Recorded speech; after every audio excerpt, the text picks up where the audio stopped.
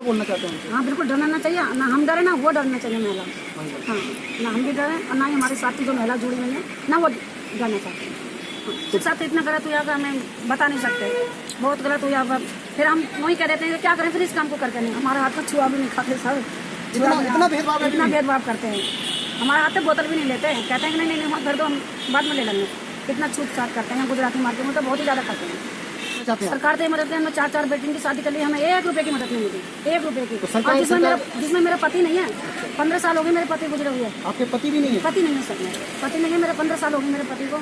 और इसी कूड़े का काम है, मैंने थोड़ा थोड़ा करके अपने बच्चों के साथ। आप डॉक्टर अम्बेडकर के बारे में जानते हैं? हाँ जानते हैं। तो डॉक्टर अम्बेडकर ने कहा था शिक्षा वो शेरनी का दूध है, जो उसे पिएगा वही दहाड़ेगा। तो अगर आपने अपने बच्चों को पढ़ाया, सबसे बड़ा काम आपने ये किया, आपको पता है? सर बार में क्लास पढ़ा के मैंने अपने बच्चे कामयाब कर दिए। आगे क्यों नहीं पढ़ाया? आगे सर ये नहीं पढ़ा पाएगा, मेरी गुंजाइश नहीं थी, मेरे पति गुजर गए। बच्चों को वो मोटिवेट कीजिए कि खुद अपने आप पढ़ें। 12वीं तो आपने करा दी? हाँ 12वीं करा दी सर मैंने। अब आगे तो बच्चे पढ़ना चाहते हैं, आगे पढ़ना चाहते हैं। अब तो महिलाओं के लिए सबसे बड़ा जिसने काम किया डॉक्टर अम्बेडकर है, लेकिन आप लोग उन्हें जानते नहीं। अम्बेडकर ने जो काम किया अपने जीवन में, बहुत बड़ा काम किया, इसके लिए आपको सैल्यूट किया जाता है। वॉइस ऑफ रैक्टी का सहयोग करेंगे, ठीक है? धन्यवाद। हेलो दोस्तों, वॉइस ऑफ रैक्टिकर पे आज दोस्तों हम कनाट प्लेस में आए हैं, जनपद के पास, जहाँ पे एक महिला है जो काफ़ी दिनों से कूड़े का काम कर रही हैं, छटाई का काम कर रही हैं। आज उनकी स्थिति कैसी है, उन्होंने क्या क्या देखा अपनी लाइफ में, ये हम जानते हैं और उन्हीं से पूछते हैं। एक बार अपना नाम बताइए। उषा देवी। उषा देवी, कितने दिन से कर रहे हैं कूड़े का काम? सर मैं 25 साल हो गई मेरे को इस काम को, कूड़े का काम करते हुए, और मेरे को कहीं से भी कोई मदद नहीं मिली। कहीं से कोई मदद नहीं मिली? 1 रुपए की मदद नहीं मिली। शुरू में राजा बाजार में हम मीटिंग हुई थी, हम वहाँ पे जुड़े थे।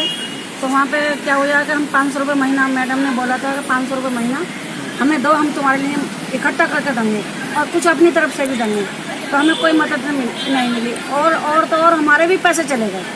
आपके जो पैसे थे वो भी नहीं मिले आपको? हमें 1 रुपये की मदद नहीं मिली, हमारे भी नहीं मिले। फिर हमने छोड़ दिया। फिर वो मैडम कहीं मीटिंग करती थी, हम कहीं जाते थे, किराया भाड़े लेकर नहीं, कहीं वहाँ पे मतलब ऐसी जगह गई थी, फिर वहाँ भी गए थे। वहाँ पे भी ऐसा ही हुआ। ये तो बहुत गलत हुआ आपके साथ। तो हमारे साथ तो इतना गलत हुआ कि हमें बता नहीं सकते, बहुत गलत हुआ। फिर हम वही कह देते हैं कि क्या करें फिर इस काम को करके नहीं, अपने ही बलबूते ही खड़े हो गए हम कि हमें अब किसी की मदद नहीं चाहिए, अब अपने मजबूताई पर करना है। तो मेरे को ये बताइए, जैसे आप कूड़े का काम करते हैं, कभी भेदभाव भी होता है आपके साथ? नहीं, हमने कोई भेदभाव नहीं करा। नहीं, आप नहीं, जैसे लोग वहाँ कभी कहते हैं ये गंदे लोग हैं, कूड़े का काम, ऐसा भी होता है? हमारे हाथ का छुआ भी नहीं खाते सर, इतना भेदभाव है? इतना भेदभाव करते हैं। हमारे हाथ से बोतल भी नहीं लेते हैं, कहते हैं कि नहीं नहीं वहाँ घर दो हम बाद में ले लेंगे। इतना छूट छाट करते हैं गुजराती मार्केट में तो बहुत ही ज़्यादा करते हैं। दोस्तों आज भी देश में जो है भेदभाव बुरी तरीके से, पूरी तरीके से फैला हुआ है। साफ एक जीता जागता सबूत है आपके पास। और लोग कहते हैं कि देश में जो है दोस्तों जाति प्रथा, धर्म प्रथा जो खत्म हो गई है, वो एकदम झूठ साबित होती है आज जब हम यहाँ पे आते हैं।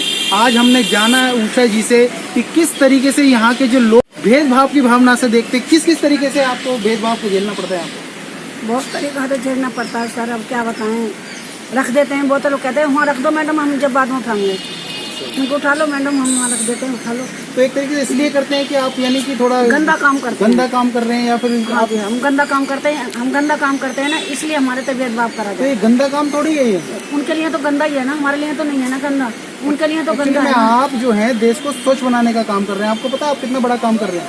तो सर वो तो नहीं मानते ना, वो तो नहीं मानते उनको। दोस्तों आज भी एक देश में एक ऐसी आइडियोलॉजी जो है पनप रही है, जो देश में दोस्तों भेदभाव काफ़ी ज़्यादा उत्पन्न हो रहा है। लोग आज भी दोस्तों कूड़े वाले हों, चाहे एक शोषित तबका हो, उसको जो एक हीन भावते हैं और बहुत ही यानी कि एक तरीके से कहा जाए भेदभाव पूर्ण यहाँ पे काम हो। अच्छा लगा आपको, यानी कि कुछ नया कुछ सीखने को मिला इससे कूड़े काम? अभी तो देखो सर मिला नहीं है, अब आगे देखो जब आप हमसे जुड़े हो तो अच्छा ही दोगे, हमें अच्छा ही सिखाओगे, गलत तो नहीं सिखाओगे। तो कितना कूड़ा छाट लेते हैं आप रोज? छाट लेते हैं हमारे बस लड़के की झाड़ी और हमारी झाड़ी निकल जाती है रोज का, यानी कि 25 रुपये कमा लेते हो, 200 रुपये? हाँ कमा लेते हैं, 300 400 चलो देखिए दोस्तों, आज कहें कि कूड़े वालों की जो स्थिति है काफ़ी दयनीय है देश में। हम जहाँ भी जा रहे हैं दोस्तों, कूड़े वालों की स्थिति देश में बद से बदतर नजर आ रही है। सरकार जो है माननीय प्रधानमंत्री नरेंद्र मोदी जी जिस तरीके से कहते हैं कि देश को स्वच्छ बनाना है, लेकिन बदलाव नहीं आएगा। इन लोगों की दोस्तों, इन लोगों के साथ तो भेदभाव होना बंद नहीं हुआ, कैसे दोस्तों देश की स्थिति सुधर सकती है और देश दोस्तों स्वच्छ हो सकता है। सरकार को सोचना है कि कैसे कूड़े वालों के लिए और रैक पिकर के लिए और तमाम शोषित तबके के लिए सरकार क्या नई नई रणनीति बनाए ताकि उनके साथ जो भेदभाव ना हो और देश में एक गरीब तबका आगे बढ़ सके। धन्यवाद दोस्तों। वॉइस ऑफ रैक पिकर लगातार शोषित पीड़ित वंचितों की आवाज़ उठाएगी और संघर्ष करेगी। आप कुछ एक मैसेज देना चाहते हैं कूड़े वाली महिलाओं के लिए या किसी के लिए एक सशक्तिकरण के रूप में? दे सकते हो सर। क्या क्या कहना चाहते हैं सबसे आपकी? सब तो यही कहो कि हम इतने दुखन में हैं, हमारे कुछ मदद होनी चाहिए। सरकार से क्या कहना चाहते हैं? सरकार से मदद है। हमने 4 बेटियों की शादी कर ली, हमें 1 रुपए की मदद नहीं मिली, 1 रुपए की। तो सरकार और जिसमें मेरा पति नहीं है, 15 साल हो गए मेरे पति गुजरे हुए। आपके पति भी नहीं है? पति नहीं है सर, मेरे पति नहीं है, मेरे 15 साल हो गए मेरे पति को। और इसी कूड़े का काम है, मैंने थोड़ा थोड़ा करके अपने बच्चों की शादी करी। एक तरीके से कहा जाए तो उन्होंने बहुत बड़ा काम किया है और तमाम लोग जो हैं दोस्तों उनका बायोग्राफी बनती है, कुछ बनती है, लेकिन जो गरीब तबका होता है उसके लिए कौन आगे आता है ये देखने की ज़रूरत है। एक सभ्य समाज होने के नाते भारत में एक सभ्य समाज के जो लोग हैं उनकी ये जिम्मेदारी बनती है कि ऊषा जैसे लोगों को, तमाम गरीब लोगों को आगे बढ़ाने का प्रयास करें ताकि ये लोगों का जो आगे बढ़ने की नीति है वो आगे बढ़ सकें और इनके बच्चे काबिल बन सके। बच्चे वगैरह पढ़ते हैं आप? हाँ सर, बच्चे कूड़े का काम में बच्चे पढ़ाए मैंने। 5 बेटी हैं मेरे पे, 2 बेटा हैं। मेरे बच्चे ये पढ़ते हैं, यहाँ काम करते हैं। अब कूड़े का काम तो सर ये देखो, मैं बच्चों को दाल रोटी देती हूँ। 7 मेरे बच्चे हैं, 5 बेटी हैं, 2 बेटा हैं। पढ़ाए लिखाए मैंने, 12वीं क्लास लिखाई पढ़ाई, मैं अनपढ़ हूँ। सबसे बड़ा आपने जो काम किया है बच्चों को पढ़ाया है, क्योंकि आप डॉक्टर अंबेडकर के बारे में जानते हैं? हाँ जानते हैं। तो डॉक्टर अंबेडकर ने कहा था शिक्षा वो शेरनी का दूध है जो उसे पिएगा वही दहाड़ेगा। तो अगर आपने अपने बच्चों को पढ़ाया है, सबसे बड़ा काम आपने ये किया, आपको पता है? सर 12वीं क्लास पढ़ा के मैंने अपने बच्चे कामयाब कर दिए। आगे क्यों नहीं पढ़ाया? आगे सर ये नहीं पढ़ा पाएगा, मेरी गुंजाइश नहीं थी, मेरे पति गुजर गए। बच्चों को वो मोटिवेट कीजिए कि खुद अपने आप पढ़ें। 12वीं तो आपने करा दी? हाँ 12वीं करा दी सर मैंने। अब आगे तो बच्चे पढ़ना चाहते हैं? आगे पढ़ना चाहते हैं। अब तो सर बस ये किराए पर रहते हैं मेरे बच्चे।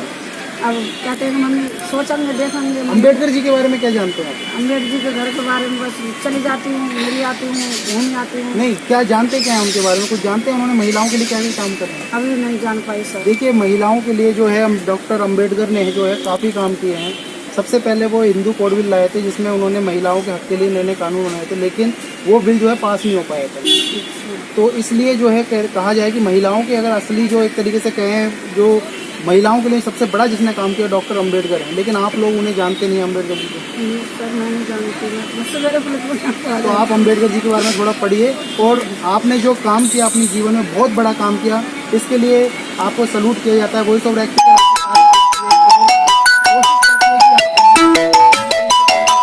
जितना हो सकेगा सहयोग करेंगे, ठीक है? धन्यवाद सर, धन्यवाद सर। और आप जो है जितने भी कूड़ा चुनने वाली महिलाएं हैं या लोग हैं कूड़े का काम करने वाले, उनको क्या मैसेज देना चाहते हैं? यही अच्छा ही मैसेज दो सर। नहीं, उनको क्या मैसेज देना चाहते हैं कि कभी डरना नहीं चाहिए, कभी हारना नहीं चाहिए, क्या बोलना चाहते हैं? हाँ बिल्कुल डरना ना चाहिए, ना हम डरे ना वो डरना चाहिए महिला। हाँ, ना हम भी डरे और ना ही हमारे साथ की जो महिला जुड़ी हुई है ना वो डरना चाहते हैं। तो बहुत बहुत स्वागत धन्यवाद करते हैं उषा जी का, जो उन्होंने अपना आज इंटरव्यू दिया। और सरकार को और तमाम देश के सभ्य समाज को सोचना चाहिए कि गरीब तबके के लिए क्या करना है। धन्यवाद दोस्तों।